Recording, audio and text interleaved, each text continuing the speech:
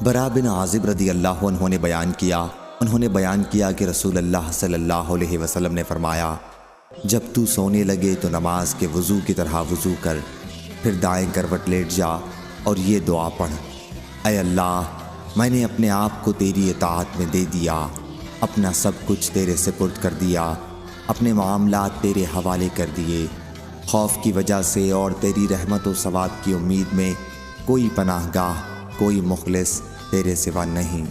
میں تیری کتاب پر ایمان لایا جو تو نے نازل کی ہے، اور تیرے نبی پر جو تو نے بھیجا ہے۔ اس کے بعد اگر تم مر گئے تو فطرت دین اسلام پر مرو گے، پس ان کلمات کو رات کی سب سے آخری بات بناؤ جنہیں تم اپنی زبان سے ادا کرو۔ حضرت برا بن عازب رضی اللہ عنہ نے بیان کیا کہ میں نے عرض کی، وَبِرَسُولِكَ الَّذِي أَرْسَلَتْ، کہنے میں کیا وجہ ہے؟